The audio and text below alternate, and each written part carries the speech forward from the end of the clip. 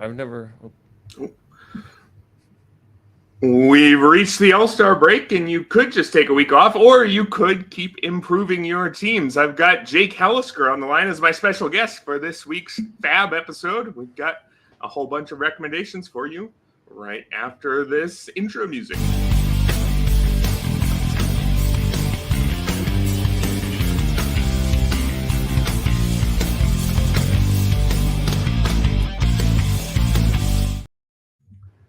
Welcome, everybody, to the Saturday edition of the RotoWire Fantasy Baseball Podcast, brought to you by Pick6. We've got a special guest host today, Erik Halterman here, not the special guest host, but with Ryan Boyer on vacation. We've got Jake Halusker, veteran NFBC player, occasional podcaster at Rotosaurus. Also, well, when I booked him for this, he was leading Glarf, but now this intro has gotten a little bit less impressive because now you've fallen down to second. But Jake, I think we'll have you on anyway. Thanks for joining me. Yeah, I appreciate it. It's fun to podcast and not feel like it's work. That's kind of part of my problem. I feel when things tend to feel like a job, then I don't want to do them anymore. So I appreciate you having me on. I love talking FAAB. I don't take these days off. I know a lot of people like to recharge and go camping, unplug, whatever. I use these 4 days we're going to have off pretty resourcely. And yeah, that's for sure. I definitely notice in many leagues you'll see the bidding is a little bit lower this Sunday, but it doesn't need to be. The players are just as not in the main. Not in the main. The main you'll see it just as normal and active as it always is. So definitely that would make sense to me. If you're throwing down that kind of money, you better not skip a week. And hey, probably lessons for the rest of us in other leagues. If you don't want your team to take a step back, make sure you get some pickups this week. We'll get to those names in about 15 minutes after we get to the headlines. Although, do you want to answer this important question in chat first? For people who want to find you on Twitter, they would go find @thedustmite. Why? Yeah. Well, Gialdi, Anthony Gialdi, could have listened to my first episode with Dave. I did explain this whole story if you want to. But basically it was to make fun of my dad when I was a lot younger. He, in his early 40s, he had a midlife crisis where he became obsessed with germs and things around the house. And he posted articles about dust mites and all kinds of things like that around our home. And I just took that name and kind of made fun of him with it. I pretended to be a dust mite to entertain my little sisters, and it just kind of stuck. All right. Well, we'll have your dad on next weekend for all his thoughts about dust mites and other cleaning-related issues. But for now, back to the baseball. Starting with the big headline of yesterday, I think has to be Garrett Crochet, lifted after 2 innings, 27 pitches. Now, we knew that he was going to have his workload monitored, but man, when I hear a guy's going to have his workload monitored, I think, okay, 80 pitches, 75, maybe they'll pull him after 5 innings, maybe only 4. I don't think anybody out there was saying Garrett Crochet done after 2 innings. So I suppose if you have Crochet in a trading league, the takeaway here is, well, you probably should have traded him 2 or 3 weeks ago because your window is closing. Offer him now. Exactly. So what if you're in a league like an NFBC league where you don't have that option? Can you trust Crochet enough to use him every week going forward? I mean, he's been so good that you want to in every single start. But what if his next start is, again, just 2 innings? Yeah, I was not looking forward to this day. You knew it was coming. I have a lot of him in FAAB leagues. I don't have him in any DCs because I drafted most of them early.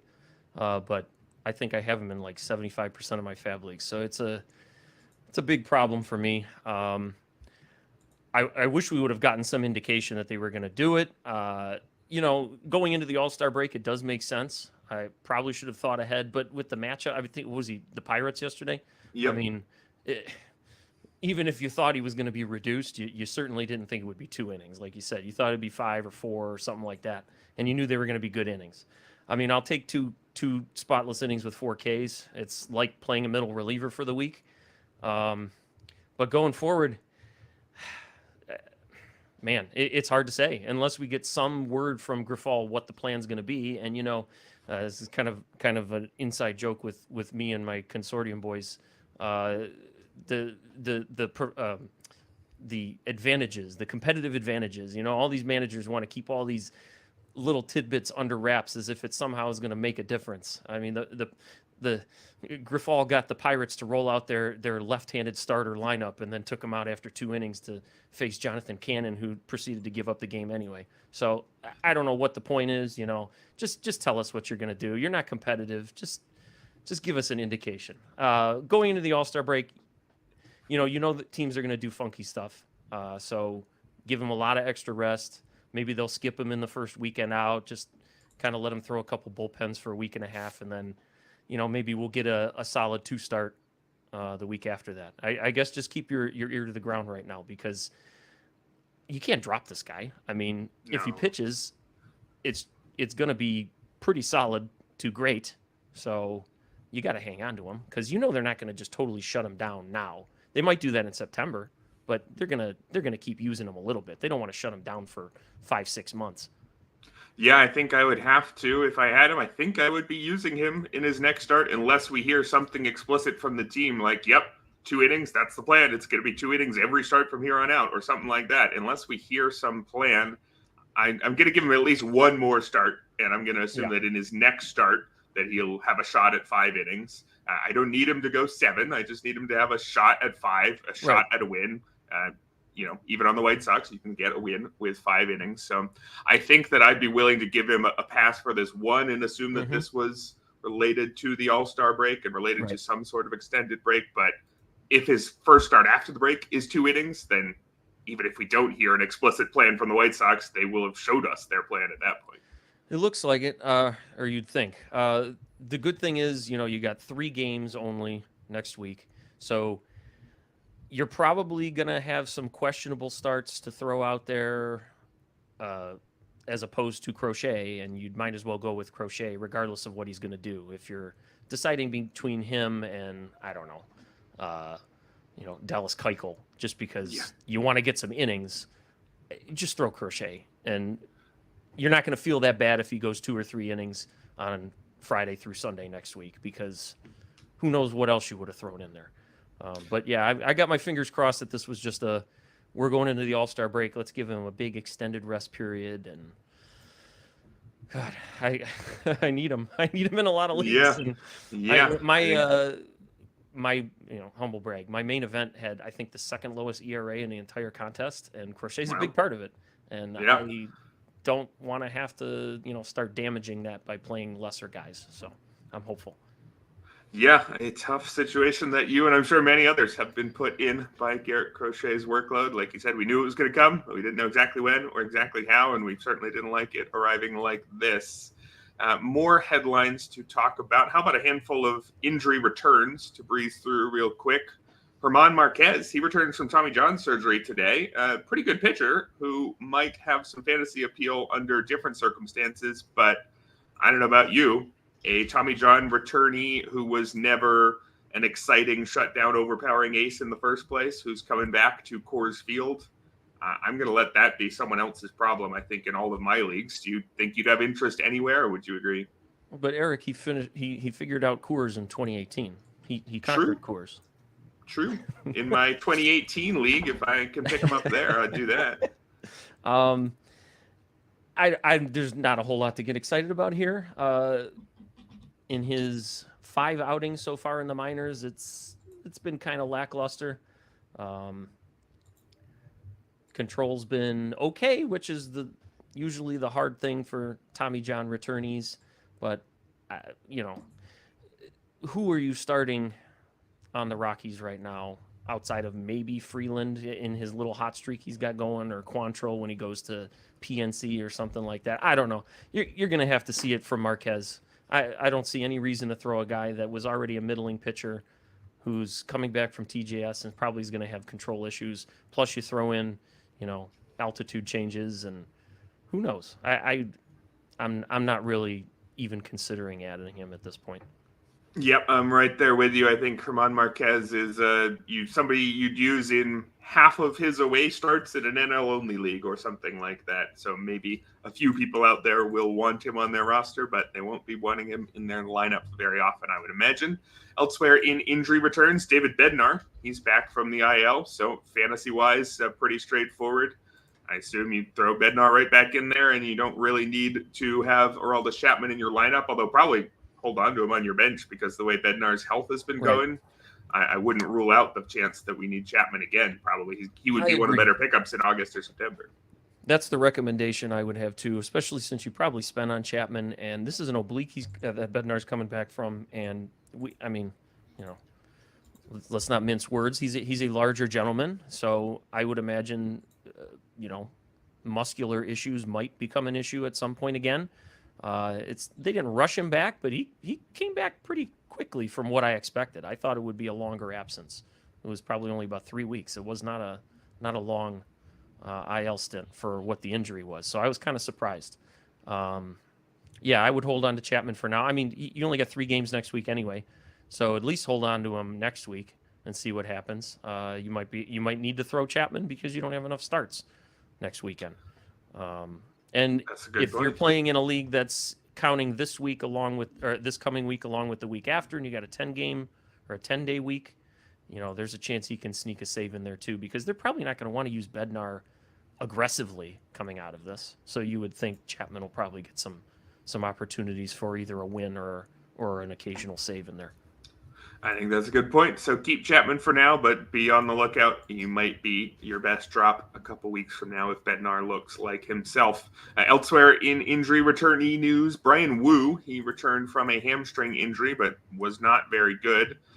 Gave up 4 runs on 9 hits, 2 walks, and just 1 strikeout in 3 1/3 innings against the Angels. Injuries have been the story of Wu's season so far, but it was mostly arm issues. He kept returning and then feeling arm pain and getting it checked out and then getting cleared and then pitching fine and then feeling arm pain and then getting it checked out.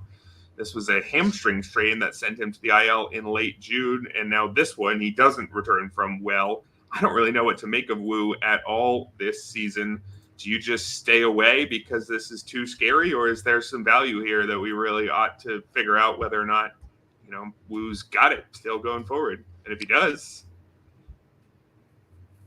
it's really confusing. I'd like to think this was just a blip coming back from an injury, especially an injury that was completely different from the one that he had before. So maybe he's had to make adjustments to kind of overcome the hamstring issue. Because when he's pitched most of May and June, it was very good. This was a guy I avoided coming into the year just because I didn't like how his season ended last year. It was very cloudy as to whether or not his arm issues were behind him, and it looks like I was fortunate in that decision because most of this year he's dealt with them. Now you got this new issue, and I'm not sure what to make of him. They didn't IL him. Looks like he's going to make his next start after the break, or maybe they're just kind of seeing what's happening during the break and whether or not he can. Because, boy, I'm glad I don't have to decide whether or not to throw him next time. Yeah. Let's see. I don't have who Seattle is playing out of the break. Sorry. Pulling it up. Houston and the Angels, which means he's probably going to face the Angels because they're not going to throw him early or in that first series, I would think. Home against the Angels, that's not a bad start. So you hope you hear something during the break. Oh, he threw a couple side sessions and he's feeling fine. I would use him because, the Angels do strike out a fair amount, and it's in one of, if not the best pitcher's park in the majors. So I guess you got to roll it. You've been holding them all year. It'll probably be a 2-start as well. So you're gonna have to throw it out there, I would think. Yeah, tough situation there with Wu, but willing to forgive one bad start. We'll see what happens if he has another good one. I wouldn't be surprised if he ends up back on the IL if that happens. One more injury returnee, Xander Bogaerts, back from a broken shoulder. Would imagine he's on a roster just about everywhere, but if you're in a particularly shallow league where he was dropped, go get Xander Bogaerts yesterday. I don't think we need much more analysis there. An older player who may not be what he was in his peak, but still an all formats guy. He's hitting behind Machado and Cronenworth and in front of Merrill. So, it's a good RBI opportunity. Probably not going to get a ton of runs, but you know what he is. He's a solid contributor. He hasn't had his best season, but as long as he's on the field, he's going to give you some counting stats. He's an accumulator kind of guy. And shallow leagues, I would imagine he's still out there in quite a few of them. I don't have Yahoo stats in front of me because I don't play Yahoo, but I'm sure he's got some availability in 10 and 12s out there. So people probably didn't realize he was coming back so fast, whatever, or they didn't they forgot to, or they needed an IL spot, so they dropped him, something like that. So I'm sure he's out there somewhere. I have no issue, and he's got second and short flexibility. So just get him in there and use him. You waited this long, or you stashed him for a couple weeks on injury. So. All right, and then a couple more bits of injury news to wrap up before we get to the waiver recommendations. We've got another shakeup in the Colorado outfield. Nolan Jones, he's back on the IL. This time it's a back strain. It could just be a short trip over the break here. Sean Bouchard is back. If you've been chasing Colorado outfielders all year, I guess only one of them really has worked out in Brenton Doyle. Yeah. Would you be chasing after Sean Bouchard or just letting somebody else deal with it? No, I've done that twice before this year, and it didn't prove fruitful either time. So I think they kind of made it clear that they don't prioritize playing him. And his first game back, they don't have him in the lineup today. I'm going to talk about another Colorado outfielder a little bit later that's been, although he's outfield eligible, but he's playing first, so I guess that doesn't count. They're playing Jake Cave over him today. Old man Jake Cave. He looks older than me, but he's not. But he has been around a while. So yeah, if they're keeping Cave in the lineup over Bouchard, I don't see the point. Right. And then one final bit of injury-related news here. We've got Max Muncy. The news is that he's still not swinging. The headline says not returning until at least August. Yeah, that sounds about right. If he's got only about 2 weeks before August and he's not swinging, I would imagine it's a fair way into August. I'm going to wager September, but okay. Yeah, that's what I was going to say. So at this point, Max Muncy, is it time to cut him? If you haven't cut him yet, I believe I have him on my TGFBI team where he was still something like 90% owned, because at no point did it seem like he was going to be out for 4 months, right? It was, it's a real injury, but Max Muncy, you drafted early enough that you'd hang on to him for 3-4 weeks. It's funny. I haven't seen him on my NFBC waiver wires either, and I'm curious as to why. I mean, I frankly, the prognosis wasn't that great, and I was going to have to, even when he first got injured, it looked like it was going to be 8 weeks or so, and I would have dropped him then. I don't want to say I'm ruthless with cuts, but if I got to wait 8 weeks for a guy that's already, not contributing in two of the categories, two of the hitting categories, I'm not going to bother with it. So I would have cut him 3 months ago, but man, what are you hoping to get from the guy? They're not going to play him every day anyway. He's going to be a strict platoon guy because they showed us that that's what they were going to do with him this year. So what are you waiting for? Just, hey, I'm not calling you out for TGFBI because I know my TGFBI roster tends to be towards the bottom of my FAAB priorities. But I don't see the point, especially in a league with no ILs where you're using a bench spot on them. Like, for what? Yeah, I appreciate that call. I think I'm not nearly ruthless enough with my drops. So, and I think it's harder to drop someone on your own team than it is to drop someone on someone else's team. So sometimes you do need someone else. Yeah, you do need someone else to tell you, why is that guy in your roster? Get him out yesterday. So I appreciate that. Let's move on to our priority FAAB buys of the weekend. In this section, we try to do guys who are interesting in all formats, if they've just burst onto the scene, maybe they just got called up or something like that, as well as priority guys we'd be targeting in those shallower leagues. Everybody here should be available in at least half of your Yahoo leagues, for example. We'll start with a handful of pitchers.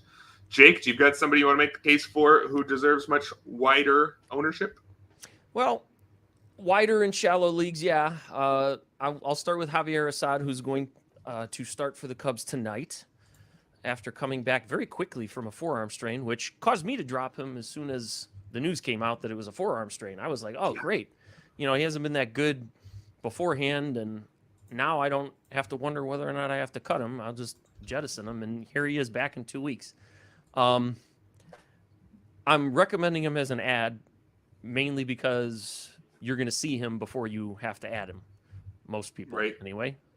So keep an eye on it tonight because Hayden Wisniewski's starting the first game today, which already started about a second ago. And I would venture that they're going to keep Assad in the rotation over Wisniewski because that's what they've been doing. They've been bouncing Wisniewski around this year, and they view Assad as a starter, not a reliever anymore, at least for now.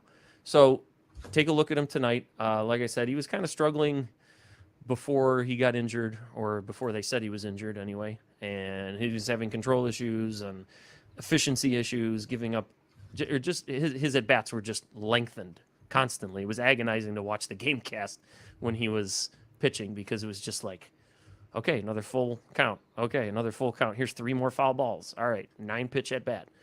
Oh, he walked him. That. So I'm not giving a ringing endorsement here, but it's a solid team in a solid division, and that they're going to keep him in the rotation as long as he's healthy. So look at him today, see what he does, give it a shot. He is owned in TGFBI 75% because people were picking him up last week after he was being dropped because the Cubs said they were bringing him right back. So give it a shot. He's not a high K guy, but he is a dude who just seems to get it done when he's on. And who knows? He could have reset himself while he was hurt, and he's back to 6 innings and 1 run Javier Assad.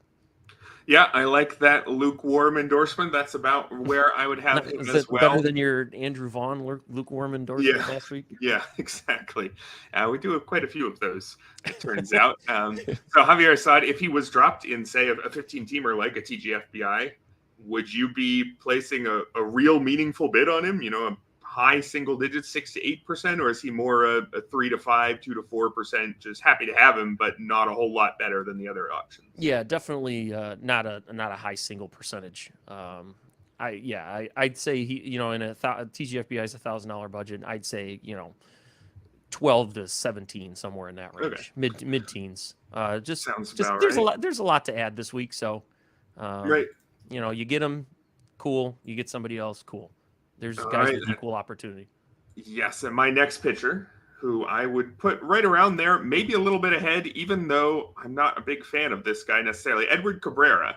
Edward Cabrera is someone who I think is going to be quite a good closer one day, and I really think that day probably should have already happened. I think Edward Cabrera is exactly what it looks like when you have a pitcher who just couldn't quite get it done as a starter, but goes on to be a dominant reliever. Edward Cabrera cannot stay healthy. He's just returning from injured list now, a shoulder issue this time. Kept him out for 2 months, but he has never had a full healthy season. He also can't find the strike zone. A 13% walk rate this year, 14% for his career. Again, this is what a future reliever looks like. But pitching in fantasy baseball is a short-term game, and Edward Cabrera is in the rotation right now. And so if you've got a need, why not get a guy who gets a ton of strikeouts, a 31% strikeout rate this year, and pitches in a great park, and also pitches for a team that's got nothing else going on in the rotation? I know there have been times where the Marlins seem to have a lot of rotation depth. Well, they're all hurt. So why not get a guy who strikes out a ton of batters and isn't going to be bumped by some other talented guy taking his job? He might bump himself out of the rotation, certainly. I'm not a big Edward Cabrera guy. Wouldn't trust him next year. Wouldn't draft him next year. But if he pops into the pitcher pool and strikes out this many guys, I think you got to use him in a lot of leagues. I think he's going to be better than what you have. So I think I might bid more on him than I bid on Assad, just because I love strikeouts in fantasy baseball, and I love the safety of that role, I guess. But am I wrong to be at all in on Edward Cabrera, despite being very much not in on Edward Cabrera in broader terms? I mean, you got to get guys like this when they're available. I don't think you're wrong to be in on him somewhat. There's a chance. I was a big proponent of drafting him last year, and that wasn't correct. The control issues, the efficiency issues that have plagued him in the past continue to plague him last year. They continue to plague him this year, and you still got health issues. But you're right. He's healthy. He's definitely in the rotation for now. I think there's a different guy that'll be the closer when Tanner Scott is traded. So I don't think they're going to try that this year. That definitely could be the case next year. Clear. Yeah. I do. You're right, though. I mean, he's not a starter long term. I used to think it could change, but I think he's shown us for 4 years now who he is. And he's always going to be a walk machine. He's always going to be a guy that has a risk of going 3.1 innings and blowing up your ratios and giving up 3 runs, and then the other 2 inherited come in when he leaves the game. So, do I like him more than Assad? The park is good. He's facing the Mets in his first start out of the break, probably. I mean, they got 4 games against the Mets, so you know he's going to go in that. I don't know if I'd feel terribly confident using him against the Mets, but it is in Miami, so kind of depends on what options you have. In a 15, yeah, you probably would have to use it. In a 10 or a 12, I think I would hold. I would definitely take a shot if you have the room and hold, because you know he's going to pitch as long as he's on the mound. Or I think that makes sense. That's kind of that kind of yes self-explanatory. Tautology there, but yeah, I think there's maybe some Edward Cabrera, a little bit of that in your next guy here in terms of lack of reliability and control issues. You mean like my first guy too? But yeah, I do like Jose Soriano better than Cabrera. Jose Soriano on the Angels is 15% owned in Yahoo leagues as of now. He is 98% owned in TGFBI. Those are 15 team, and he's 100% owned on the main. I'm pretty certain. I think the guy's really talented, and I have inkling, I don't know, I have a feeling he's going to get traded to a contender as well. So there could be a bit of a park upgrade in his future. Baltimore needs starting pitching badly. The Angels need anything that's not a retread badly. And, Soriano was found money for them. And I don't know if they view him as a long-term piece, but the Orioles need a starter badly. So do the Guardians. I would rather him go to Baltimore.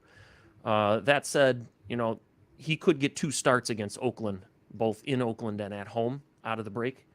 That's the way it kind of looks to me. And even though Oakland's not a pushover, they also do strike out, and that's something that Soriano could provide for you. So I have him in a couple of my 15s. I was late to the party on him, but I've come around.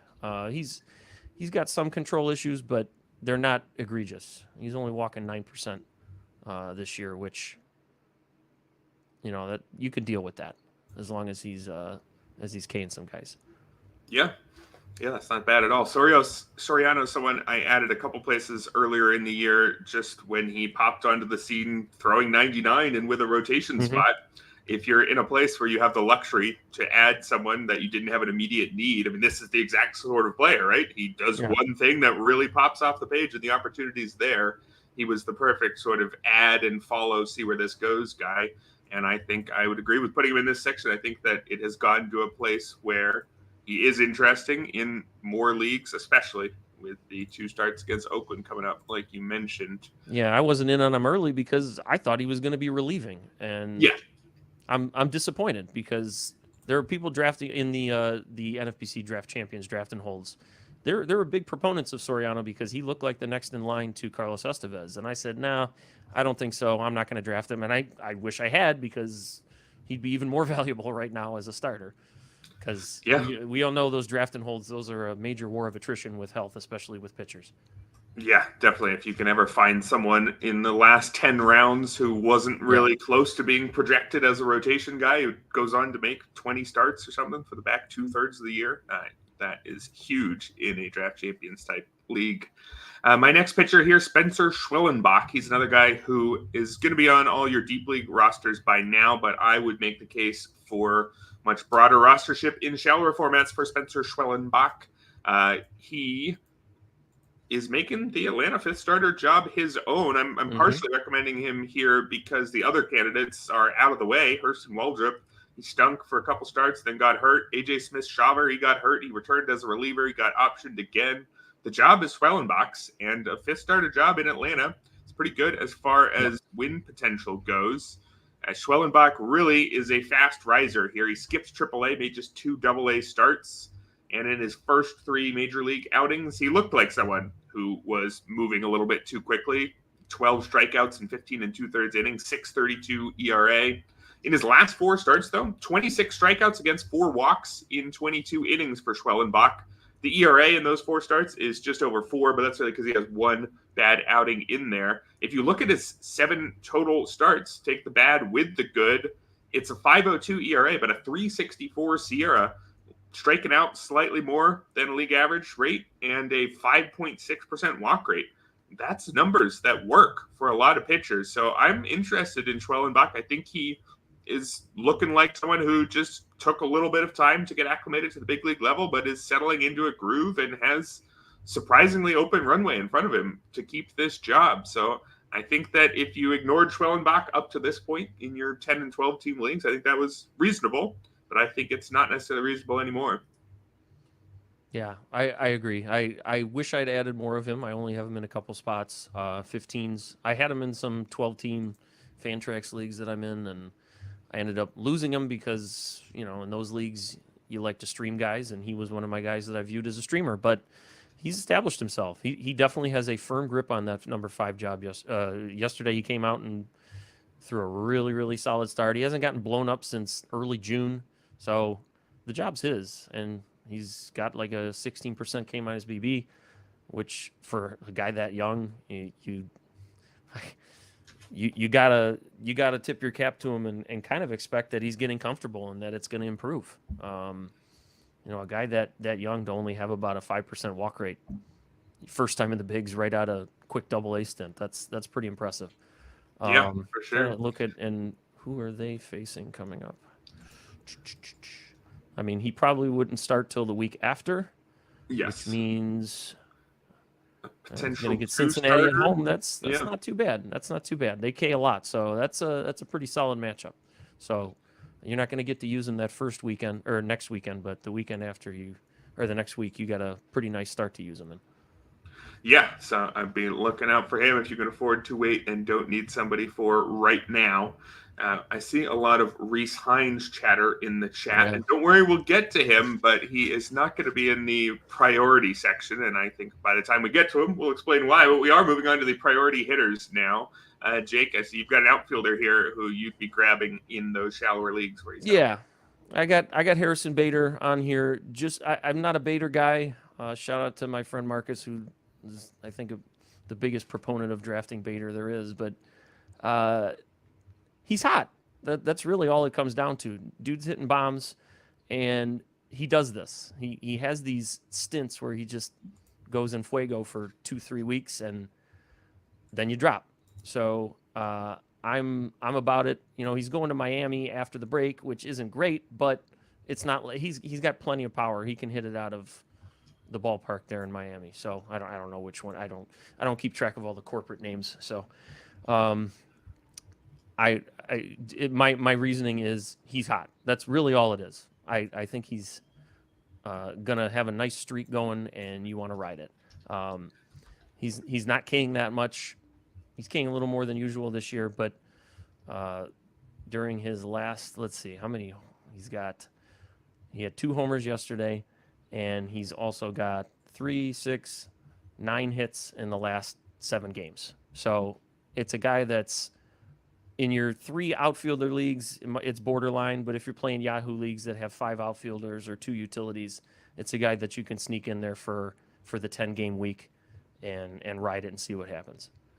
Yeah, just enough power and speed for Harrison Bader that he's an interesting option when he's hot, like you said, and I don't think you have to throw too much at him. I don't think you'll have to throw too much at my guy either. You ready for this one? Oh. Anthony Rendon. It's time that we say positive things. I don't hear the applause. Anthony Rendon. Yeah. I mean, Anthony Rendon, he's going to be out there in deeper leagues as well because he was on the injured list for so long. You're going to have the option to look at Anthony Rendon in a main event, I would imagine, and a whole lot of other deeper leagues coming off his 60-day IL trip with a torn hamstring. And, he's this year's version of Anthony Rendon. He is not peak Anthony Rendon, that's for sure. But there's probably enough in the tank left that when Rendon is on the field, given his role, he's an everyday leadoff guy. Right. Even if you're an everyday leadoff guy for the Angels, you're still an everyday leadoff guy. And if you're to ask me, is Anthony Rendon going to be healthy 6 weeks from now? I'd say probably not. 4 weeks from now, I'd say, I don't know. It's 50-50. 3, yeah. I think he'll make it that far. look, I'm not telling you anything you don't know here. I don't think Anthony Rendon is particularly likely to be a star who stays healthy the entire time, but he's somebody who's entering the player pool from the injured list with the best possible role, everyday leadoff man, still a competent hitter who puts the ball in play a lot. I think he can give you something like what late career DJ LeMahieu has given you, just with less positional flexibility. I think Anthony Rendon is totally fine, at least until he gets hurt again. And what value that has, somebody who you can't count on for the rest of the season, and you also don't think is going to really pop, I don't know, but I think it's pretty real. I think that you just need a guy who's going to put the ball in play a lot, get on base at the top of a lineup, and you're going to not feel good about it, and you're going to feel even worse about it when he gets hurt 3 days after you bid on him. But I think you do have to go for Anthony Rendon in those deeper leagues, and even in those shallower leagues. Now that he's back, I think you might have to take a look. That's always the thing with him. You know, he's not a bad bat. He doesn't hit for power that much anymore. He started running again this year for inexplicably. Yeah. 3 so steals. Maybe he felt like he had to contribute something. I don't know. But yeah, he's leading off for it's not a bad lineup. It's solid in a pretty good park. But yeah, it's you ride it till he's on the IL again in 2 weeks, and he's playing every day leading off. They rotate him between third and DH, so he has less opportunity to re-injure himself, and when he does, you throw him away again. I'm not ashamed to say I took Rendon in the 30th round of my Vegas $1,500 auction league just because he was healthy, and Ron Washington said he's my leadoff man. So why not? Rengifo will probably be back out of the break too, so that's another really good average bat behind him. So he might be able to give you a little bit more runs than he would without him. Do you think he's going to get real bids in the main, Anthony Rendon, or do you think people in the main event are going to not want any part of him? You think he's going to get real bids? He's been owned. He's been rotated on and off rosters before. He's 21% owned in the main right now, and 9% are starting him. So it's not like he's a pariah. At third base, people are desperate for ABs right now. So in a league like that, I expect he'll probably be 50 to 60% owned after this weekend, just because he's played every day. He's leading off. There's no reason not to try it. It's like you said, he's not horrible, and he's playing every day leading off for an okay team. So why not if you're desperate for a third baseman? All right, shall we move on to your next guy? You've got another outfielder up here. Yeah, I got Masataka Yoshida on here, and it's he's a priority ad for shallow leagues. He's pretty widely owned in 15 teamers, but I think people may have just kind of lost him in the shuffle when he was hurt for a while, and then he wasn't that great before he got hurt, but he's come back. If you didn't know, and he is playing against all righties, and he even played against 3 out of the last 4 lefties. And he's in the lineup today. Tyler O'Neill's getting a breather, and he's hitting third. He's hitting better since he's come back out of the break. Pulling up my game log. Sorry. Okay. Quite a few hits since he's come out of the break. 3 hits yesterday. He's not a guy that's going to hit for a ton of power, but he's in a good park for average.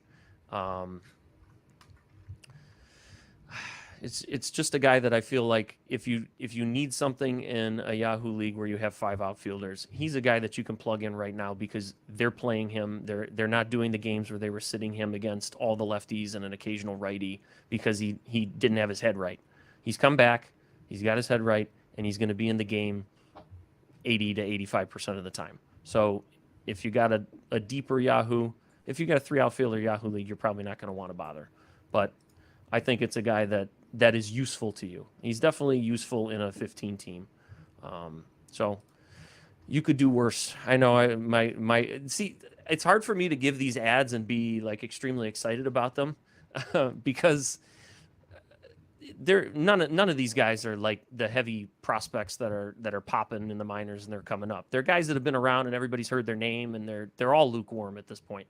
But ride it while they're using the guy, and he's not hitting like crap. So and this is the time of the year where players like him can go unnoticed, like you said, on fantasy leagues. Right. Guys who were never stars to begin with and then were on the injured list for a bit of time. this is the type of year where your league mates might be paying a little bit less attention, and you can really add a decent amount of boring but useful talent like Yoshida. My next outfielder here is a different type of player. Matt Wallner, outfielder for the Twins, is pretty similar to half the Twins roster, it seems like. He's a platoon bat, very much platoon bat with major strikeout issues, but also tons of power. He made the Twins opening day roster, but was sent down almost right away. It felt like he only had 33 plate appearances when they sent him down, but he struck out in more than half of them, so you can't really blame him. I took some time to sort things out in the minors, but he's back and is on fire right away. Already has a pair of homers as a hit in all 5 games since his return.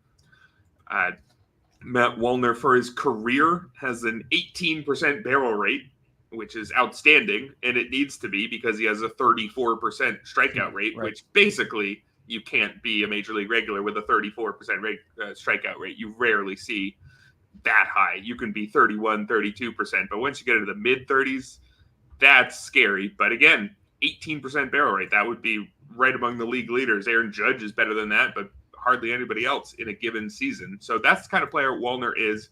Very much power over hit, but there's enough power that it should work out. You got to be careful with the Twins. They rotate guys in and out all the time because their whole roster is slightly above average hitters with major flaws. But I think you got to ride the guys who are hot now, get Matt Wallner now, and, cash him in for Alex Kirilloff later in the season when they make that move again. Yeah, Rocco Baldelli's on my managers to avoid list at all, if at all possible. Wallner is what I thought was going to be a strict platoon. I thought he was going to be total strong side because that's what they do. They kind of do the shift change lineup. They have 3 out. They have Larnach, they have Kepler, and they have Wallner now to hit against righties, and then they rotate in Castro and Margot and all those guys against lefties. But Miranda got scratched yesterday, and instead of putting Kepler or Larnach in there, Rocco threw Wallner in there against the lefty, and that's kind of shocking. I wouldn't have expected that at all, but I guess he viewed Wallner as a slightly better option. So if it continues that Miranda's hurt, you might see even more ABs out of Wallner, and he's hitting 5th today with Miranda still out. So if you have no concerns with his average, if you can get over the fact that he's probably not going to hit above 200 and you need some power, take a shot, because Rocco apparently feels confident enough to throw him in there above more established. I don't know if you consider Larnach a veteran, but more guys that are more established in the big leagues.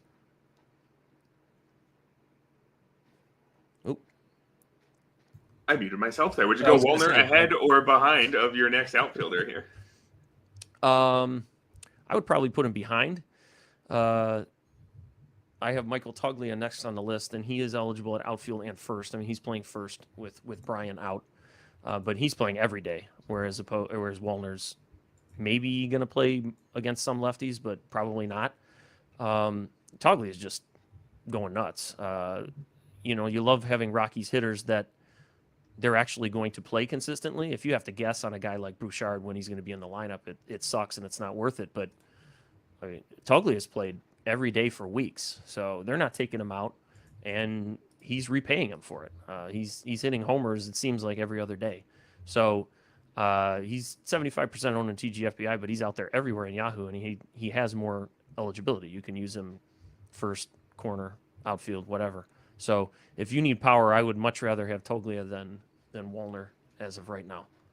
All right, fair enough. And the Rockies will be coming out of the break with 2 straight home series, so all the more reason to get him. Got one final hitter here in the priorities ads for these shallower leagues. Colt Keith, his second/third base eligibility could make him an ideal end of the roster type guy. He did not belong on the end of the roster for most of the year, really. He's been struggling, but he's gotten hot lately, particularly having some power as well. Had a 2-homer game on July 5th. That was right after having a homer on the 4th of July. So over his last 10 games as of recording. He's hitting 371 with 4 homers, 9 RBI. Colt Keith, somebody who signed that extension before the season, which meant the Tigers were invested in him, and that meant that some drafters thought, okay, he's going to hit the ground running. It's time to go. Let's go get Colt Keith. If you did that, you have not gotten much so far, even after that recent power outburst. Still just 8 homers on the season with 5 steals, 246 average. There's not a lot so far, but I would be going there for this recommendation on a combination of his prospect pedigree, which was not elite, but he was a real prospect, and the fact that he's just starting to turn things around lately. I think he's probably back to being that end of the roster guy. I think there was a point at which he wasn't even an end of the roster guy in a 15-team league. Right. I think yeah, if it you was dropped close. him in May or June, I think I would have got behind that. But I think I'm not excited here, but I think I'd go get him. Would you be open to Colt Keith in a shallow league? Yeah, in a shallow, yeah, because he seems like he's finally comfortable. He hit for average in May. He hit over 300 in May, but it was fairly empty. Now he doubled his home run total for the whole season in the last week and a half. So he seems like he's finally getting comfortable. He's got 12 RBI. I'm sorry, 12 runs this month. He's hitting at the top of the lineup against all righties without fail. So yeah, it's the Tigers lineup, but that still means runs are a viable option.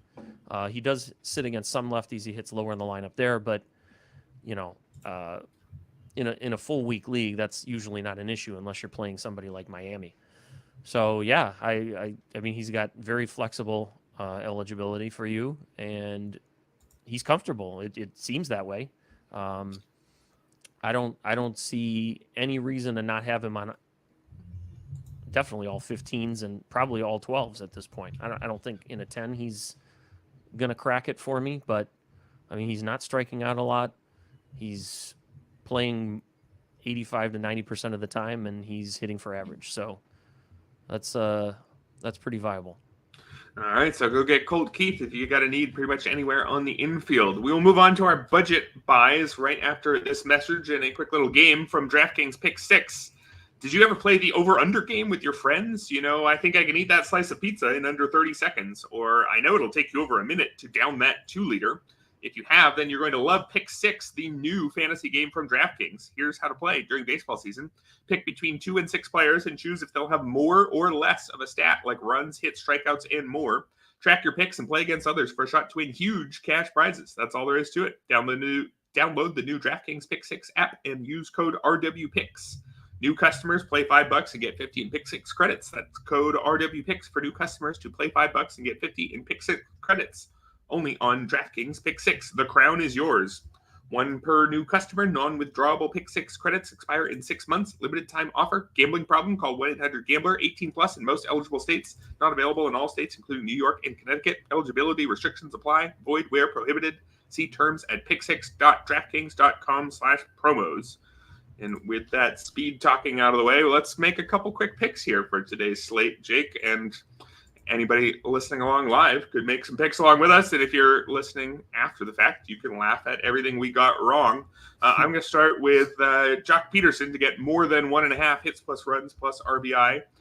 He's going up against Jose Barrios tonight. I am mentioning him here because for daily fantasy and pick'em games and similar things, these platoon players can be a really good get. Somebody like Jock Peterson plays below his true talent level over the course of the week because he sits a lot against lefties or just struggles against them. But we've got him against a mediocre righty like Jose Barrios. I think he can get this done easily. So Jock Peterson, more than 1.5 hits plus runs plus RBI. You've got a name that I think many would be surprised to hear is still in the majors up next. Ooh, yeah, I actually mentioned him earlier, I think. Good old Dallas Keuchel, Cy Young winner, and God, what year was it? 2015? I don't know, something like that. 16-12. I have him to go less than 3.5 strikeouts against the Washington Nationals. Now that's a low total, but it is Dallas Keuchel, so there's always a chance he can go 0 strikeouts, like he in fact did in his last outing against the Dodgers. Now it is the Dodgers, this is the Nats, but the Nationals strike out the 3rd least in the majors against lefties in the last 3 weeks, which is kind of what I tend to look at when I'm making over-under calls. on things like this. There's a little bit of fluctuation over the year, but I do think there's a little bit of I don't know, flow to it, I guess. So Keuchel's always a risk to K nobody. We know that from his long, storied tenure in the majors. He does have he has 9 Ks in his 13 2/3 innings that he's pitched this year, but one game was against Colorado, who strikes out like 30% against lefties, and one of them was against Texas, who strikes out 21 or 22% against lefties, and the Nats strike out 16.9, I believe it is, in the last 3 weeks. So I'm all about taking the under on this one, going less than 3.5 Ks, and it's hard to bet unders because they feel kind of dirty when you do it, especially when the total's this low. But I'm aboard the let's hate on Dallas Keuchel train. Yeah, I think you could take the under if that was set at 0.5. I think it still would be somewhat compelling. My next guy here, Spencer Horwitz, more than 1.5 hits plus runs plus RBI, similar platoon logic with Jock Peterson. Really like guys like him in daily games like this. He'll get the platoon advantage against Yilber Diaz, who I will be saying some positive things about in a minute or two, but in just his second career major league start, not scary enough to keep me off of a reasonable line here for Spencer Horwitz, who's really hit the ground running this year. So go over more than 1.5 hits plus runs plus RBI for him. You've got another pitcher for us? Yeah, I hate to go against one of your boys from before, but I do have Edward Cabrera less than 6.5 Ks today against the Reds in Great American. So it's not at home. I talked about his inefficiency issues. He does K a lot, but that's if he can stay in the game. And the Reds are pretty formidable against righties this year, overall this year, but over the last few weeks, they are rolling a 112 WRC plus and a 335 WOBA against righties. And if you split that to their home, let's see, they are, it's a little higher, 121 WRC plus and 355 WOBA. They strike out 22 or so % against righties, which is not terribly high. So I'm kind of betting on the high walk rate of the Reds against righties as well. Kind of taking Cabrera down today. They walk over 10% against righties as well. So I'm looking for more inefficiency or issues from Cabrera today. All right, so you're going against somebody I recommended earlier. I'm going against someone you recommended earlier, in a way. I'm picking Julio Rodriguez to get more than 6.5 fantasy points versus Jose Soriano, who you recommended earlier. And to be fair, I like Jose Soriano too. This is more just about the fact that, man, has Julio really fallen this far that 6.5 fantasy points seems like a fair line? I mean, maybe, given that this is just a strict more or less, and with fantasy points, you expect in a normal DFS that maybe he'll sit just under that a lot of the time, and when it goes on over, he'll get you 20 or 25 or something. But I don't know. It's going to take more than half a season of Julio Rodriguez's struggles to make me think that this line makes sense. He has been worse this year, but not that much worse. I mean, I would still be taking him with one of my first few picks in a fantasy draft if we were to redraft now. So I think that this line seems like it's overreacting to his slow start. So I'll go more than 6.5 points for Julio Rodriguez. And you want to wrap up our set of 6 picks here? Yeah, and Julio's got 3 hits in his 3 out of his last 4 games. So I'm on board with that. My last one is another high-level name. I have Bryce Harper for more than 1.5 total bases today. The Phillies are at home, and on a total base props, I do like to pick guys that are higher up in the lineup, where Harper is going to hit third. The Phillies are facing Mitch Spence today in Philadelphia, and he has not been good lately. That's really all it comes down to. I just really like lefties against him. You can switch in Kyle Schwarber. He's got the same total, 1.5 total bases against Mitch Spence. I'm just betting against Mitch Spence, who's been awful lately, and he's just given up hits after hits after hits. I think he's given up 7 hits in 3/4 of his last 8 starts. So, this is a pro Harper plus anti-Spence take. Yeah, I think you won't find many people who disagree with you on either half of that take. So let's move on again back to the waivers. We've got our budget buys. We've got some budget pitchers here. These guys should be available in at least half of TGFBI leagues, which we use as our proxy for 15-team leagues in general, although I think we might also cite the main event ownership with you here, Jake. You've got a pitcher here who looks like he's just over 50% owned in the main. Who is that? Right. It's a guy that I own in the main. His name is Alex Cobb on the Giants. I had Robbie Ray on our priority list initially as well. He's another Giant that's coming back from a long injury, longer than Cobb's. But you guys mentioned him last week, so I took him off the list. Cobb, he's getting close. He's probably, I would say he's going to need one more rehab start, but that's the beauty of All-Star break week. You're not going to necessarily need him this week, but I would expect him to be back shortly after next weekend. He's already been starting his rehab. Not throwing terribly, but his outings aren't too stretched out yet. He hasn't thrown more than 3 innings yet, but he's had little setback after little setback this year. I originally drafted him in the main when he was supposed to be back on the roster in 2 weeks, and then he had a baby setback, and then that turned into him being out for another 3.5 months. So who knows? It could be a 2-start thing, and then he hurts himself again. But he's a major league pitcher in a good ballpark that, their rotation is desperate for guys that can give them innings. So as long as he's healthy, that he's going to be in there. Like you said, he's owned in over half the mains already, just because he was drafted and dropped. And in the main event, in all NFBC leagues, you can't pick up guys that are injured unless they were, on a roster previously during the year. So Cobb is available everywhere, or was already, whereas Robbie Ray was not available in any FAAB league that was drafted, pretty much at all, because he wasn't supposed to be back until July or August. So that's a big difference. You could have gotten Cobb early, which I did. I got him for $3-4 the last couple weeks. I've been kind of accumulating shares. So I would get in on it, because he could be a guy you get very cheaply that could give you some impact for a while, at least until he gets hurt again. Yeah, I like it. I was a big Alex Cobb fan in draft season. He was one of my favorite injured pitchers to target, because you could get him so cheap, and he was only going to miss 2 weeks. Well, it's a lot more than 2 weeks. But I guess to make the strategic point, though, that's why you target the injured pitchers who are available super late. Because, if that goes wrong, it didn't cost you that much. I don't really regret any of my Alex Cobb picks. And I drafted guys that were impact players after him still. So, I mean, you can, as long as you take shots from round 18 to the end pretty frequently, you're going to hit on a few of them. And that's all you need, because you need to rotate guys off your roster anyway.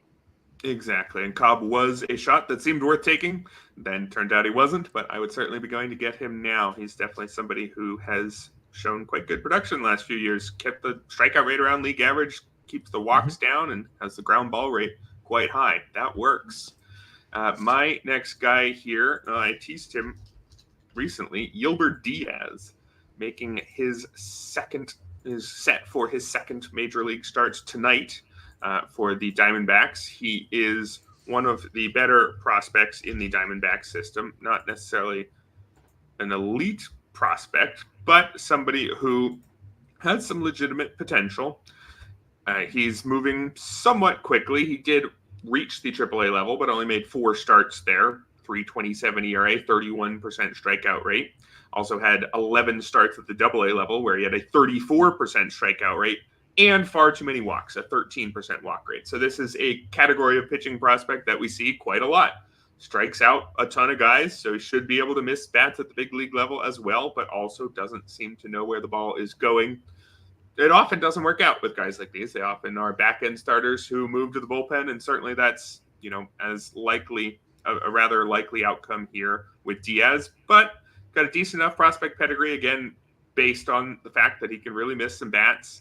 The Diamondbacks are without several different pitchers right now. Jordan Montgomery, Eduardo Rodriguez, Merrill Kelly, all injured. They should show up in the second half, and maybe that would push Diaz out of the rotation. But he's somebody who, with his strikeout stuff in the minors, he's somebody that I would want to try to add for cheap and see where it goes, with, again, the expectation that there's a very real chance that where it goes is to the bullpen, because he can't find the zone and gets bumped out by the Diamondbacks as they get healthier. I think he clears the bar to me. Anytime you see strikeout rates over 30% at basically every stop in the minors, that's enough that I at least want to see what happens. If he has a good start against Toronto tonight and is confirmed to stay in the rotation, maybe that will mean you'll have to bid a little bit more on him, and you might not get him for the first week after the break in that short week. Right now, he's looking at possibly the 5th start out of the break at Kansas City. But Yolbert Diaz, somebody who has got at least something going for him, so add him for cheap where possible and see if that something turns into a legitimate mid-rotation starter. I agree. Yeah, K numbers are great in the minors. It was not a guy I was familiar with until he was called up. But the opportunity is there. Montgomery's got something clearly wrong upstairs. Eddie Rodriguez is a few weeks away, probably 2 or 3 weeks away. He's a little further along than Kelly. I stashed Merrill Kelly in the main, and he was supposed to be back in July, and then it turns out, he hasn't thrown yet. And they didn't tell us until July, so I dropped him. Now he's playing catch already, or throwing bullpens already, just out of nowhere. And now I'm gonna probably have to pick him back up again. But I think Diaz is gonna have at least a few starts in him. So yeah, why would you not take a shot on a guy in a pitcher's park with that kind of K upside, even if he does have a little bit of a walk issue? It's still a good defense and it's still a good park. So. They need 2 starters in that rotation. He's not the 5th starter right now. He's the 4th. Like Slade Sassoni is bad. Ryan Nelson is holding his own, but he's also not that great. So, and then they got nobody right now for the 5th spot. So somebody's got to step up, and why can't it be Yolbert Diaz? Yeah, that would be the logic. All right, we got a couple relievers here. Who do you want to throw at us? Yeah, I'm going to throw out the guy that I insinuated before is probably going to close when the Marlins trade Tanner Scott, and that is AJ Puck.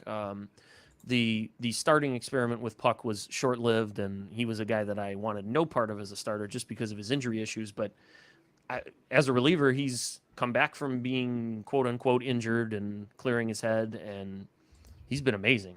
He hasn't given up a run in just about a month, and I don't see any guy that's even remotely close to taking that job other than him. When Scott leaves, Scott is gone. Like it's no secret that he's having an amazing season, and the Marlins have no need to keep him. And there are a number of teams that could use a high strikeout lefty reliever, whether or not they want him to close. So they're going to get anything they can for him. They have to tear it down. So he's only 12% owned in Yahoo, but he's way higher than that in TGFBI in the main. He's 53 in TGFBI and 65% in the main. And I don't think there's a better closer stash out there, personally. Yeah, time to push that up towards 100. I am throwing on maybe the second best closer stash. We'll see what you have to say on that. But Ben Joyce, the fireballing reliever for the Angels, made some headlines after hitting 104.5 with his fastball. Was it yesterday? That's not bad. Faster than I can throw for sure. Ben Joyce, if you look at his stats over the last month, he hasn't given up a run, actually.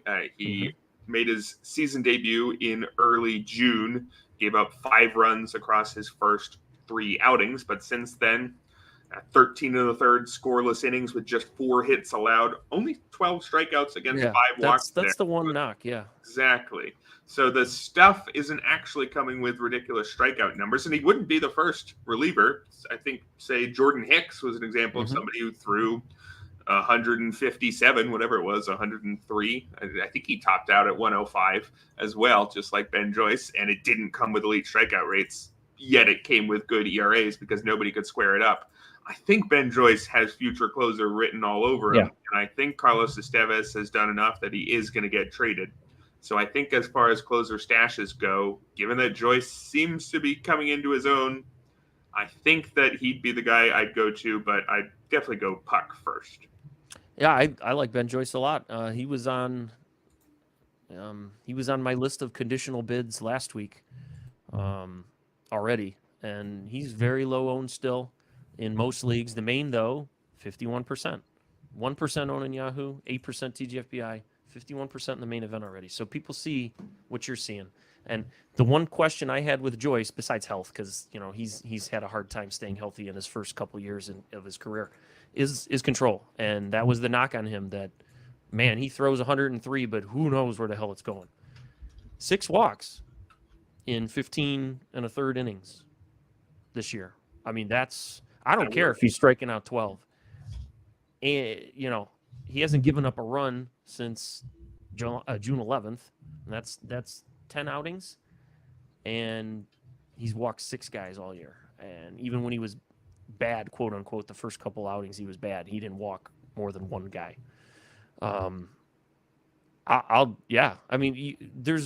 You say there's no reason the Angels shouldn't trade Estevez. They shouldn't. He's an expiring contract that has value right now. I have him in a couple of my draft and holds, and I got my fingers crossed, because one of the leagues I have him is a very good team and could win the league at least. And what it needs is saves, because all I have is Josh Hader right now, because I had Elzalai in that league as well, and I got my fingers crossed for Joyce, because I could use some saves in that league. Yeah, I think you can get some, and I think also, comparing him to Puck real quick, there's some risk that Puck gets traded. Yeah, I think there's not much risk that Joyce gets traded. I think I'd still be on Puck first, but just wanted to throw that out there. A couple more budget starters before we move on to hitters and then wrap things up. Who's your final budget starter here? I got Jake Bloss of the Astros on here. 2% Yahoo, 3% TGFBI, only 7% in the main. That's because when he came up for the Astros, he got hurt in his first start and went on the IL. And then, people didn't pick him up last week because they weren't sure if he was going to start. He started, he started against Miami this week and was okay. Went 4 innings, but I think he's going to be sticking in the rotation for at least a little while, and it's a good team. He's going to be cheap. His outing was kind of blah, but he is a guy that has a little bit of upside, and I think he's going to be around for Houston for a little while, because they are a little thin, at least until Verlander's ready to come back. Luis Garcia's kind of hanging around, getting close, but he's got a few weeks to go still. Let's see. Bloss, the K rates weren't great in his minor league or his major league starts, but the K rates were a good deal better in the minors, in the low 20s, which is totally serviceable when you're not walking a ton of guys, and he does not have the control issues, it seems, this year that others have had that we've talked about. So it's a wins play, really, for me, because I don't think he's going to go more than 6 innings in any outing, but they could be 6 solid innings, and with a good offense like Houston has and a very solid bullpen, it could be a wins play for you, a very cheap one. Yeah. Bloss, the number 234 prospect here at RotoWire. So I suppose technically a prospect, not a particularly high-rated one, but somebody who's a real minor leaguer who's got a job. So interesting option there. The final budget pitcher here, Luis Ortiz. And here's an example of people in the main event are paying pretty close attention. He's over 80% owned there, just 30% in TGFBI. Ortiz made a spot start last Sunday, looked good against the Mets. He's making another start right now. Did it just start? Is it about to get started? I'm not sure exactly on the timing, but he's facing the White Sox today. They're in the 4th. They're in the 4th, okay. And he's doing very well so far. He's doing well. There you go. Live reporting.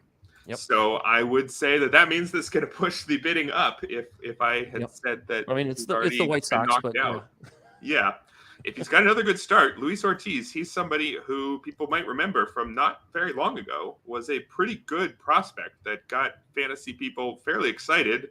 And then he just really stunk at the big league level in 102 2/3 innings before this year. 4.73 ERA, that's bad enough, but a 161 whip, 5.48 CRA, only had a 16% strikeout rate against a 12% walk rate.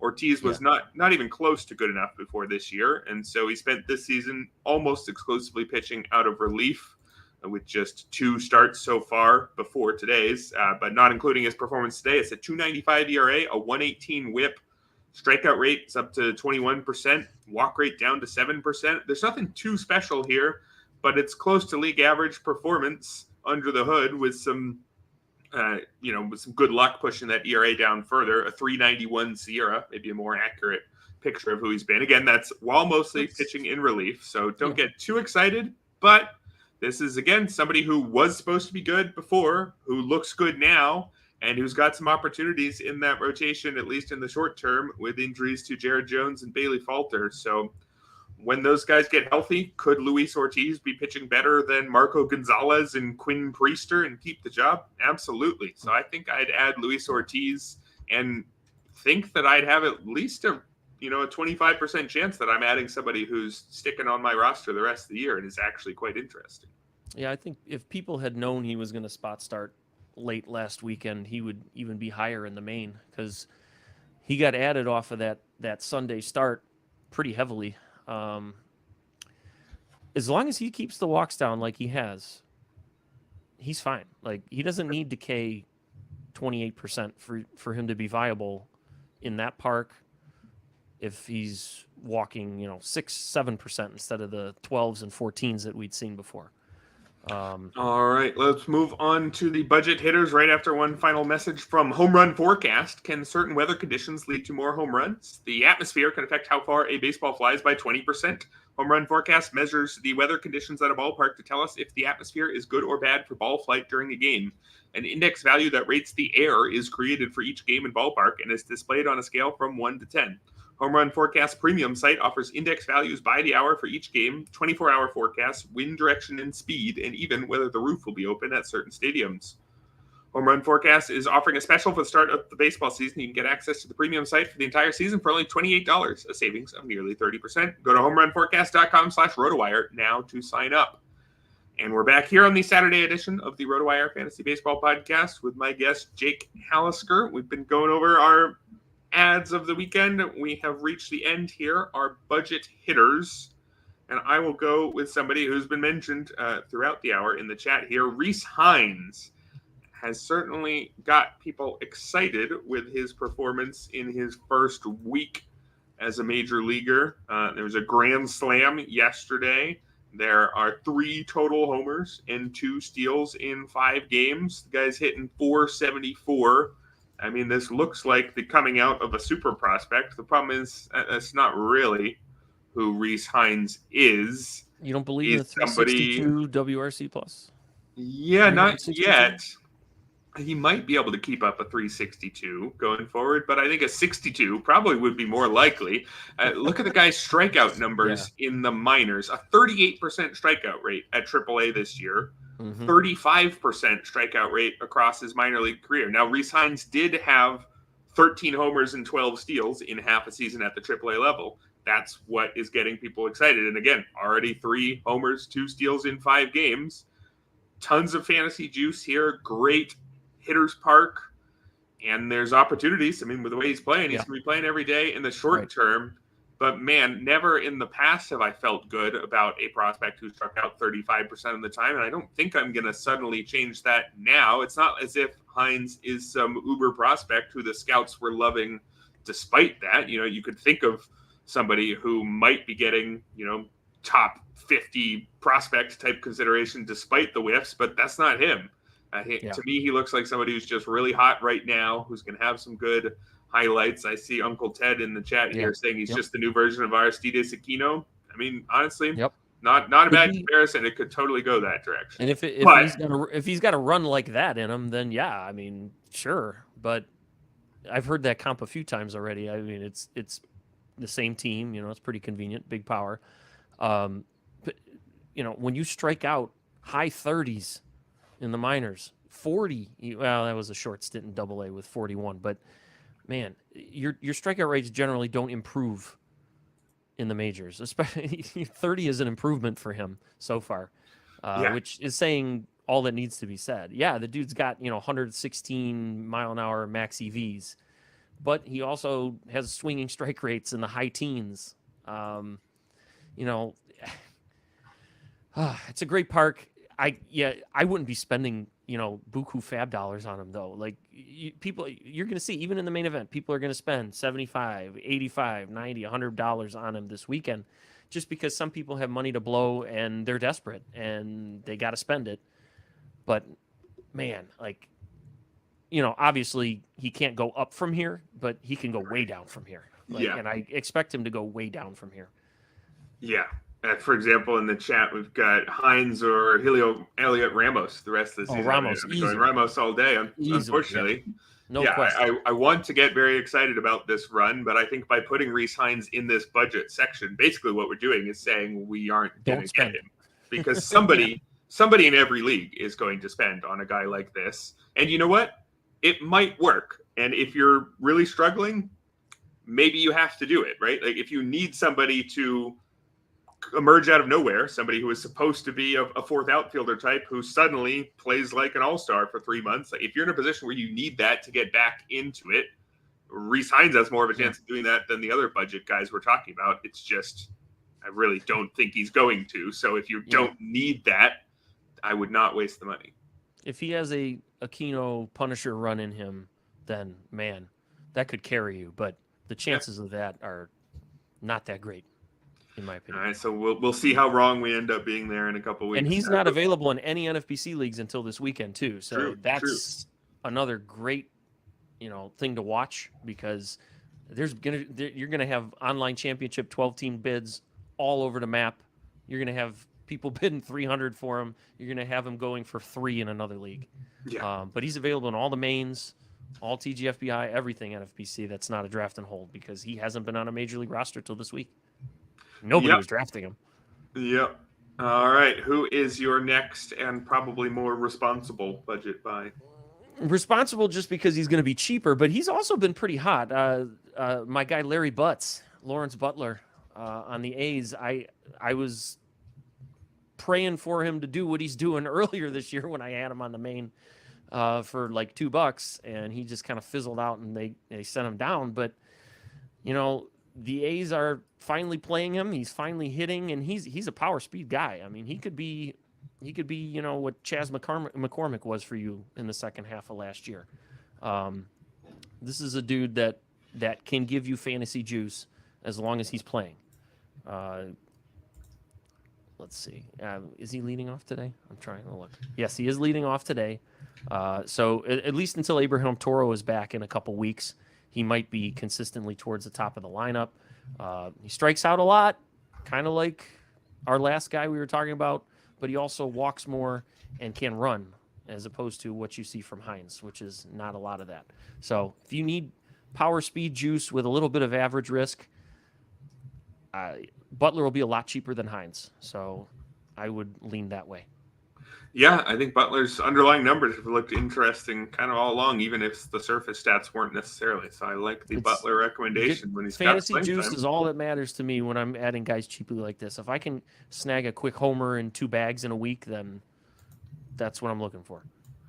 So that means my next guy here is not a great recommendation. Miguel Vargas, low on the fantasy juice, just needs the playing time because he's good at hitting. He's got a 116 WRC plus this season. It's just in a rather boring way, hitting 250, 303, 467. That's in just 66 plate appearances. He got called up a few weeks ago and got some fantasy buzz there at the time because he's a name people remember as somebody who was supposed to do something. And last year, didn't really. And Vargas's playing time is stuck just a little bit too low to really get excited about him. Right. And maybe I'm only throwing him on there this week because it artificially looks like his playing time is ticked up because the Dodgers faced a few extra lefties this past week. I see that Vargas is sitting against a righty today, which now means it's 2 of the last 5 righties he started against. That's really close to borderline to being enough in a lot of leagues, though. If you're playing against every lefty and half-ish of the righties, Vargas is making good contact. He's got a strikeout rate down to 18%. You'd like him to hit the ball harder, but for his career, it's been close enough there. I think Miguel Vargas is someone who, if we knew he was playing every day, certainly he'd be a totally fine compiler in 15-team leagues. He's just shy of that, but I think that there's a chance that his playing time increases given that he's performing. I think he's just a solid, useful player to help fill out your roster if that playing time stays just on the right side of the line. Yeah, I like our last ads each more than Vargas coming up. Okay, but who you got here? For Vargas, our consortium telephones, Dave and Tony and Marcus and myself, they all autocorrect Vargas to Vargas because of with how bad he was last year and how much of him we had. I don't think he's going to play enough, even if the Dodgers somehow. I mean, with how bad the Dodgers lineup has been, with all the injuries they've had, they're still not playing him more than halftime, and I don't see it changing just because Dave Roberts is a goofball with his lineups. They're all over the place, and I just I tried Vargas when he first came back, and I got excited, and I harkened back to my love of him last year, and it's just not coming. I don't think it's going to come this year. I think he just needs to get out of there, frankly. Fair enough. So only a semi recommendation for Vargas. Yeah, I like our other guys after a little bit better. Not that I love the slapdick himself, Xavier Edwards, but he's got full-time playing time, which Vargas doesn't have, and he at least has a carrying tool, which is speed, which Vargas doesn't seem to have any carrying tools right now. Miami got rid of Tim Anderson. It is Xavier Edwards' job for at least a little while, and he's not doing that badly with it. He's got heavy speed, and he's going to be running a little bit more now that he's got full-time run. He's not going to get yanked from the lineup.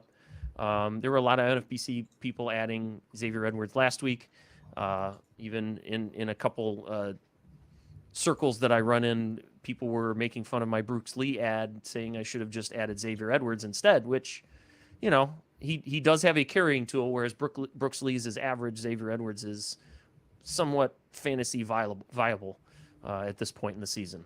So if you are in need of speed, he has both middle positions eligible, and he's available in 98% of Yahoo leagues and 87% of TGFBI. But the main event, he's 61. So the main event owners were on him last week already. He was heavily added last week. Yeah, and you'll see that pretty often, that the main event ownership will tick over 50% 1 week before it will in a lot of other 15-team leagues. So if you're not playing in the main, it's a great resource. Just look at the ownership rate there and see who has picked up a lot and realize, oh, maybe I should have been on him as well. I'll go get him next week. Xavier Edwards, a great example there. To wrap things up, I've got Angel Martinez, or would it be Angel Martinez? I can turn it over to you for him. He's a Cleveland Guardian. What are they calling him? I unfortunately do not get Bally Sports on YouTube TV, so I barely watch the Guardians, which blows for me, but it's also good for my time because I'm not spending too much time in front of the TV. I do not know, and I forgot to look at BREF before we started. I meant to. I would bet it's Angel, but we're going to go with Angel because I just looked at BREF and didn't see it. So Angel Martinez has played 11 games for the Guardians so far. He's got an 812 OPS. He's got a homer already. Not a particularly highly rated prospect, but not a complete non-prospect. Looks like maybe somebody who's a future utility type, but getting some opportunities now and doing the most with them. What's the local level of excitement? I know you're saying you can't actually watch too many of the games there, but is there buzz around Angel Martinez, or is he just a guy? I don't think a lot of people are realizing what he's doing yet, because we haven't really had a good two-hole hitter on the Guardians this year. I say we, like I'm on the team, but he's fitting in there perfectly because his OBP is just astounding right now. Like, he's giving the Guardians something they've been searching for. He's killing it. And as long as he's getting on base, Mike, he's going to score a ton of runs, and he's going to play every day, and he's got eligibility everywhere. So, I mean, he's probably the best ad on this list, in my opinion, just because of how many runs he's going to give you, how much average he's going to give you, how many at-bats per game he's going to get hitting second.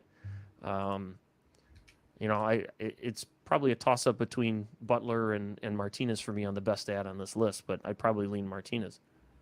Yeah, check his eligibility in your league in Yahoo. They key off his minor league positions. He's got second, third, short, and outfield. It looks like in NFBC it's just shortstop for now, but given that he's playing the outfield, it'll be shortstop / outfield very soon. So Angel Martinez, an interesting name to know. Add him and see if the playing time sticks around. That's going to do it. From outfield. Sorry, he is 4 games away from outfield. Yep. So you could get it, I guess, if he plays every day. And he's playing there today, so he's got 3 more because that doesn't update until the next day. So 3 more games and he's outfield eligible there. Probably only need to keep him in shortstop for the 1 week after the break, potentially. But that's going to do it for today's show. Thank you very much, Jake, for giving me your time on this Saturday. Where can people find you and your work? My limited work, yeah. Most of my work is running my leagues and occasionally tweeting about them and NFBC things and MLB things that pique my interest. But you can find me on Twitter at the Dust Mite. I will, we are going to have an episode of High Stakes Heat this week. Rotosaurus High Stakes Heat is going to come back. Dave doesn't even know it yet, but over the All-Star break, we will record an episode. I want to we haven't had an episode since before the season, so I want to go through our teams and see what's working and what's not. It's a great time to reset and quickly reset and then look at your teams and see what you need to do with them. I mean, it's probably what the majority of high stakes players do during this time, because you got 2.5 months left. Now's the time to win your money. The leagues are not won yet; they're not lost yet. So keep grinding and keep listening to RotoWire. Yeah, thank you. And looking forward to that show with Dave. I glad that helped you practice remembering what it's like to be a podcaster. Yeah. So yeah, looking forward to that one. Thank you, Jake. Thank you, listeners. Thank you to our sponsor, Draftkings Pick6. There'll be no show for me tomorrow. I'll be traveling. But Jeff and Scott should be back with their overview of the FAAB on the late night show here on the RotoWire Fantasy Baseball Podcast.